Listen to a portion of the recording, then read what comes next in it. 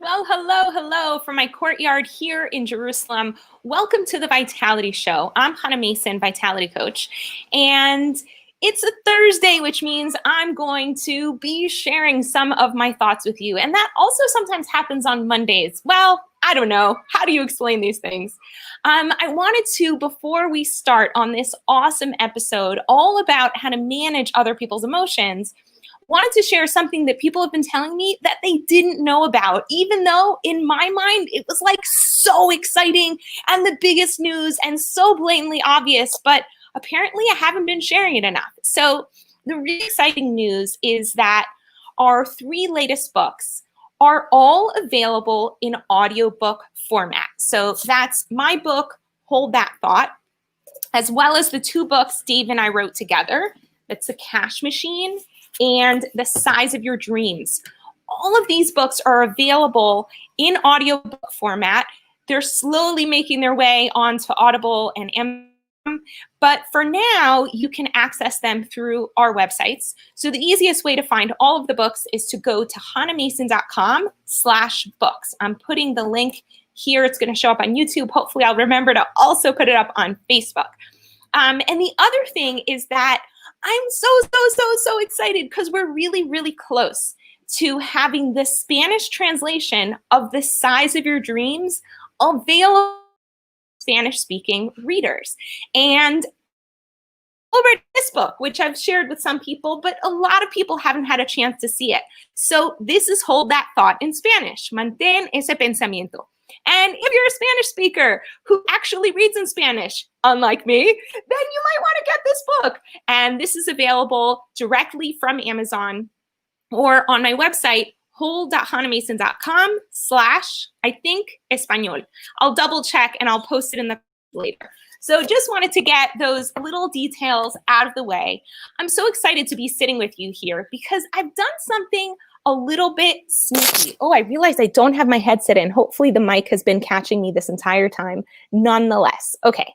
So I've done something a little bit sneaky, and that is that I set you up to think that I was going to be talking about managing other people's emotions when I think that managing other people's emotions is absolutely impossible. Please, under no circumstances should you ever try to manage other people's emotions. But the reason I'm bringing it up is that so many of us, and me included oftentimes, fall into the trap of believing that it's our job to manage the way other people feel and think, and we're trying to get them to like us, to approve of us, to not be disappointed in us, to be happy, to be calm, to not be sad or angry or frustrated and think that we're taking care of them.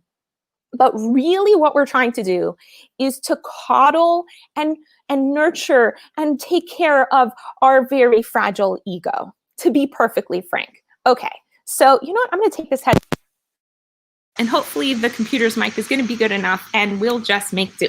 Okay, great. So what am I talking about? What exactly does this mean? I'm going to give you a perfect simple example, and I'm sure you've experienced a situation like this in your life where somebody asks if they can borrow something that matters to you a lot. Maybe it's a book, like, I don't know, maybe it's a copy of The Size of Your Dreams, and this book is so dear to you, you just don't want to let it go. But your neighbor says, hey, can I borrow your copy of The Size of Your Dreams? And you've had experiences in the past where you lend out books and they don't get returned.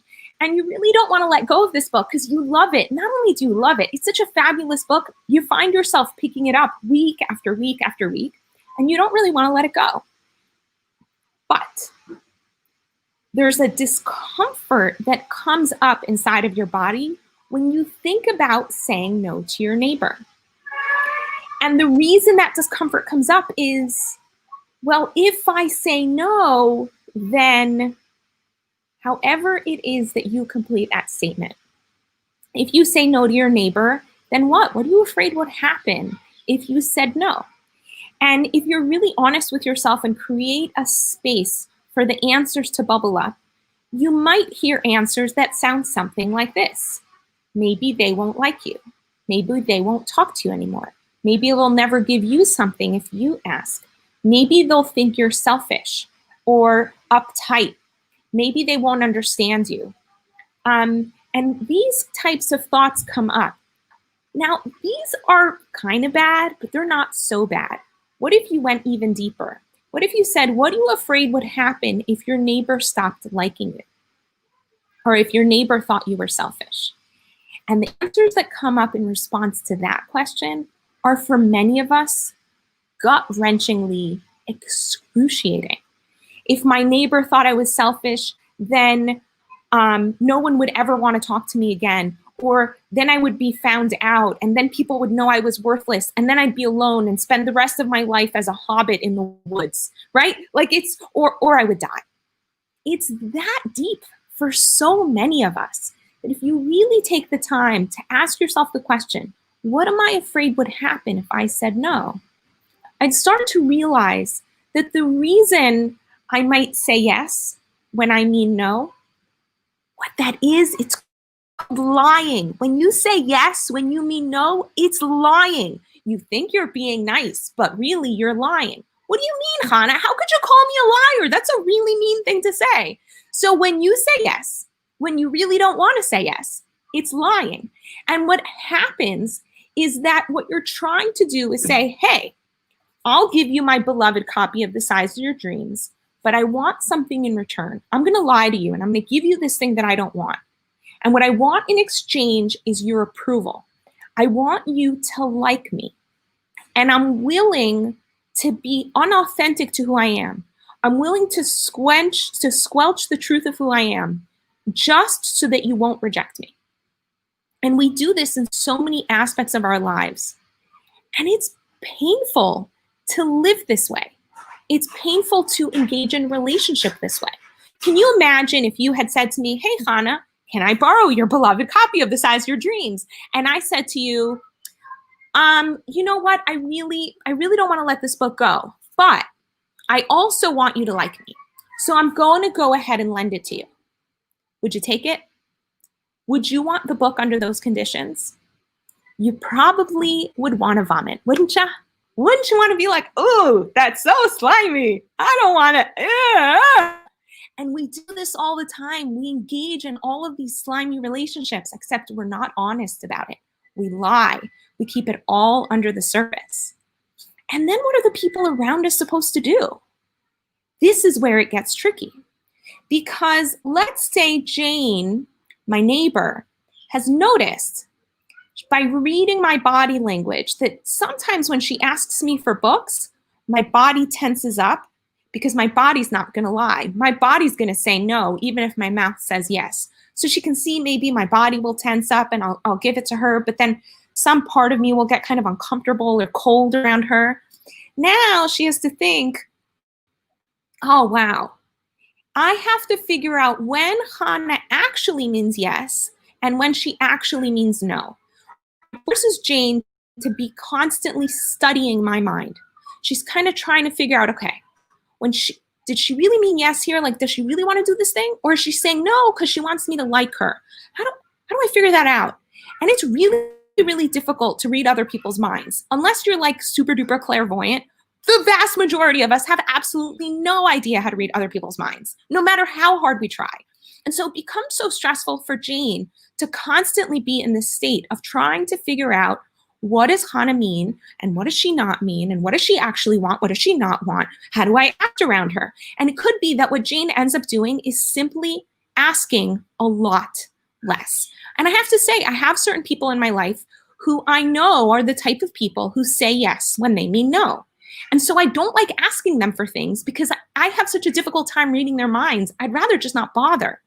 But because I don't ask them for things, then I end up not experiencing the kind of intimacy that I really want with this person because I hold myself back from being in relationship. And part of being in relationship is asking for things and offering things and sharing in things.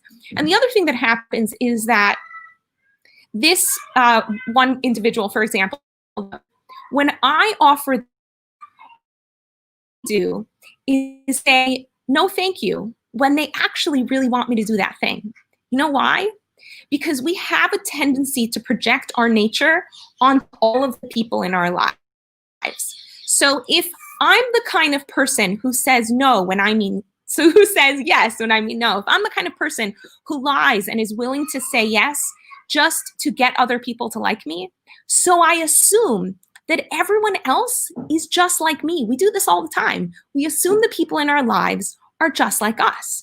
And so if I assume that everybody's lying all the time and that people aren't being authentic, so then I have a difficult time receiving from them because I don't want to make them give to me in order to get my approval, because I already approve of them. I already like them just the way they are.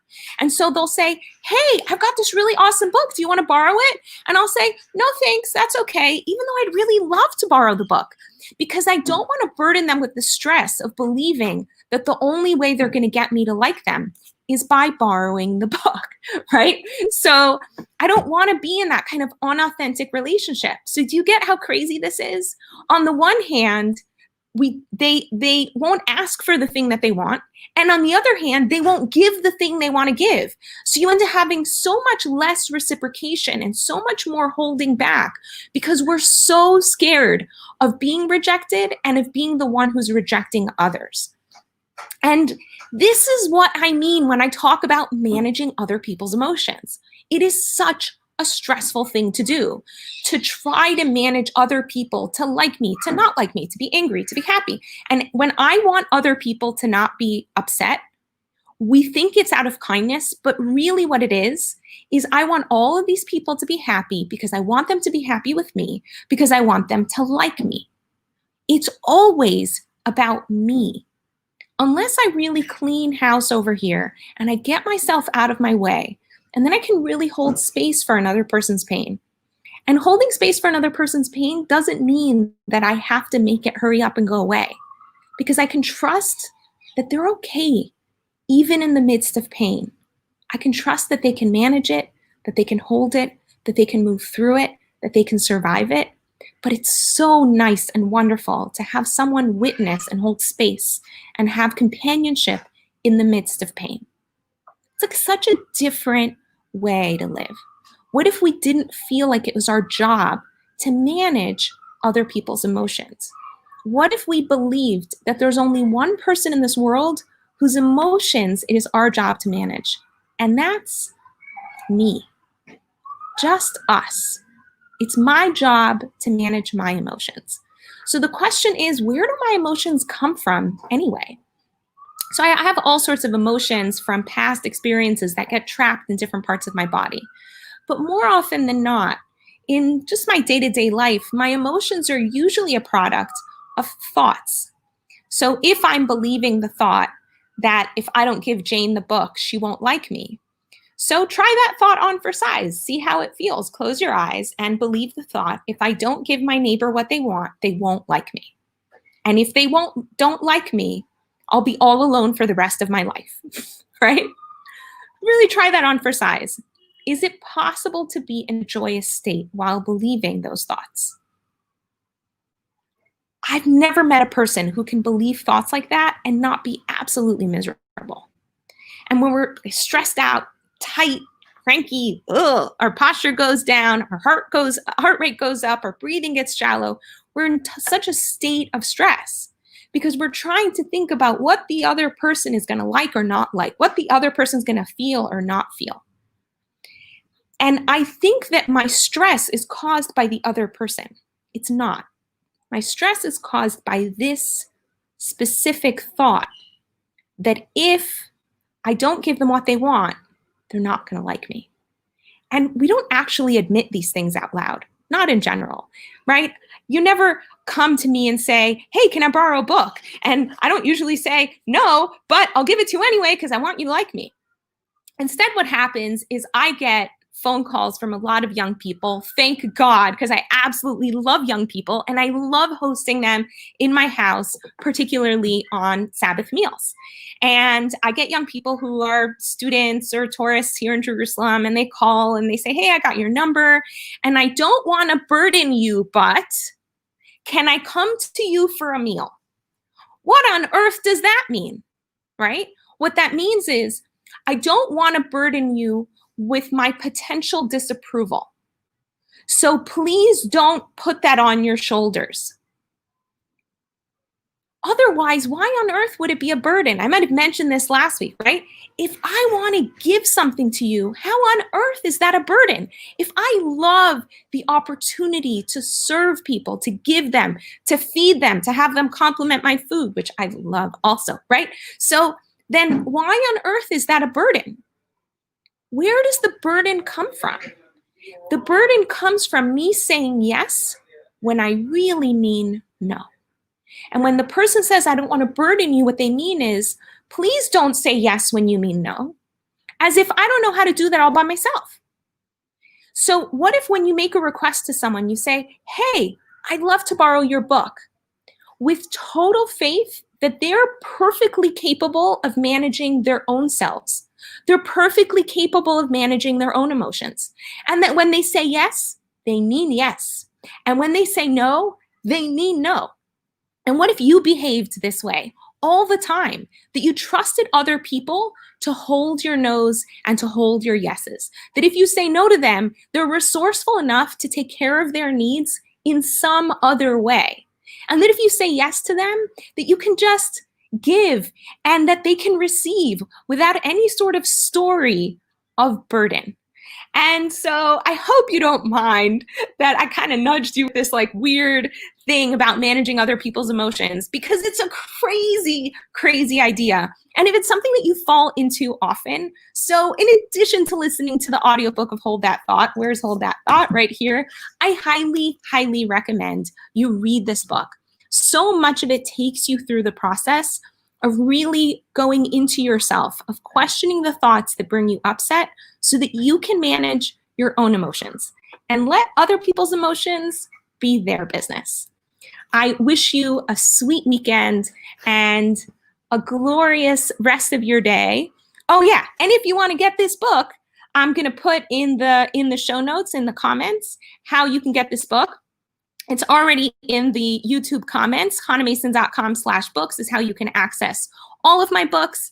And if you're interested in doing work on the thoughts and the emotions that are causing you upset or distress, or you really want to work on some long-term setting and of your dreams, I just happen to have a couple slots available for new clients. So please feel free to be in touch with me, either on Facebook or via email, hanamason@gmail.com, or at my website, hanamason.com.